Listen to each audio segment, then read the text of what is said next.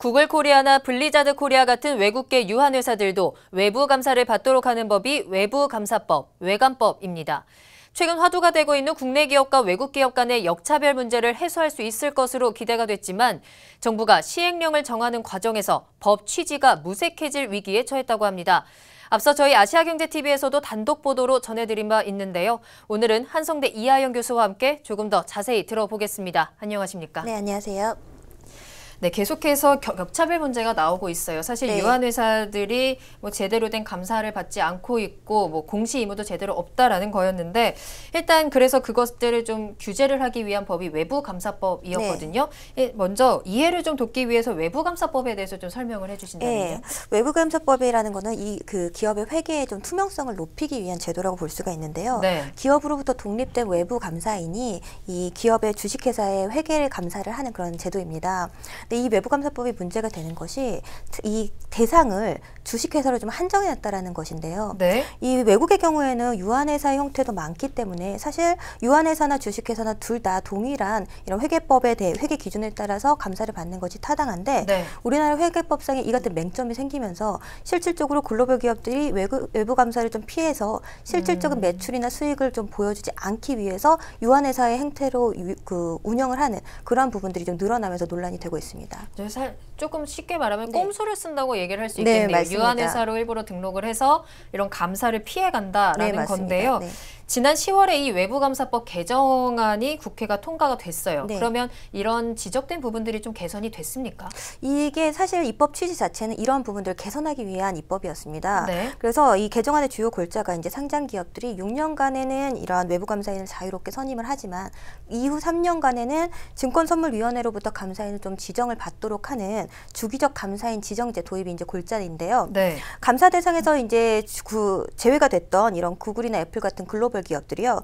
내년부터 감사 대상에 이제 포함이 되어야 하는데 실질적으로 우리가 시행령이 발생이 되면서 이 같은 부분에 대해서 좀 한정적으로 이 외부 감사를 받은 회계 감사를 자동 공시가 아니라 선택 공시로 진행을 하면서 네. 이 같은 부분들에 대해서 이 입법 취지가 좀 무색해지는 것이 아니냐라는 논란들이 일고 있습니다. 그렇군요. 선택 공시다. 네. 그렇다는 얘기는 감사를 받더라도 그 내용들을 공시하느냐 안 하느냐는 그 기업의 마음이다라는 건데 네, 맞습니다. 사실 그렇다면 만약에 이 시행령대로 법이 개정이 된다면 네. 외국계 기업들의 유한회사 러시 계속될 전망이 나오는 거죠?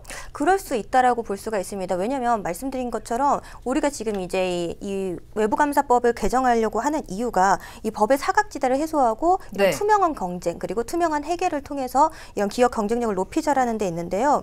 시행령에서 이 같은 선택 조항을 달면서 이 같은 취지를 좀 무색하게 한 것이라고 볼 수가 있습니다. 그래서 회계업계에서는 이 금융위의 회계개혁 TF가 일단 재계와 정계 쪽이 좀 편향이 되어 있고 또 이해관계가 있는 기업들에 대한 로비가 심해지면서 이 같은 법의 취지 자체를 좀 무색하게 하는 것이 아니냐라는 우려를 표하고 있습니다. 법을 잘 만들어놨는데 시행령에서 좀 네. 그걸 좀 망가뜨리는 건 아닌가라는 생각이 드는데 네. 그렇다면 이 외부감사법 개정안에 대해서 그 관련 업계들, 시장의 목소리는 어떤지도 좀 궁금한데요. 네, 말씀드린 것처럼 재계나 일부 언론이라던가 이런 정치권에서도 규제 강화다라는 목소리들이 일부 나오고 있습니다. 근데 실상 그동안 수많은 정경 유착 문제에서만 봐도 알듯이 네. 이 투명한 회계의 이런 필요성은 어제 오늘 대두된 일은 아니거든요. 그렇기 때문에 최근에 보면 최순실 사태로 이제 제기업 총수들이 잇따라서 수사 단속에 오르게 되고 또 대한민국을 대표하는 기업이라고 할 수 있는 삼성전자 부회장이 지금 구속이 되어 있다라는 네. 거죠. 이런 부분들도 사실은 어떻게 크게 보면 기업 회계 투명성 문제에 기인한 바가 좀 크다라고 볼 수가 있습니다.